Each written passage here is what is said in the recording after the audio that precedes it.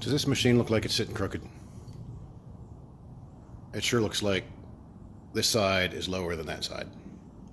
Now, I'm not discounting the possibility that something is bent or a spring is broken, because the way it gets abused, that could certainly happen. But I'm hoping there's an easier fix. See, this side, the tire that is supposed to have 20 psi in it has, what does that say? 15. All right, that's not bad. I mean, you know, if you're rock crawling, you want to air down a little bit. That's fine.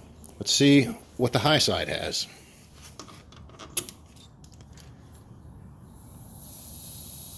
32. Yeah, 32 is a little more than the 20 that's supposed to be in there. So hopefully, if we balance out the tire inflation, we'll level out the machine-ish, maybe. Or something's bent too. Well, 20 psi in all of them. I don't know. Maybe something's bent. Not 100% sure what the problem is, or if this is related.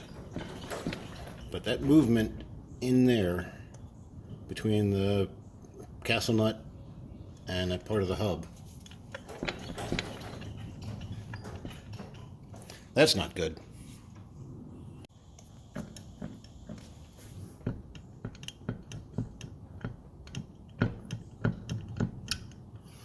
That shouldn't move at all.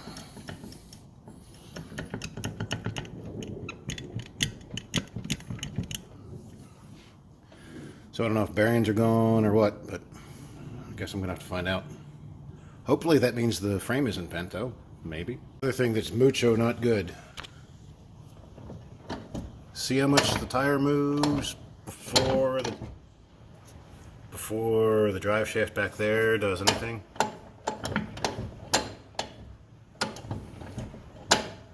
Oh yeah.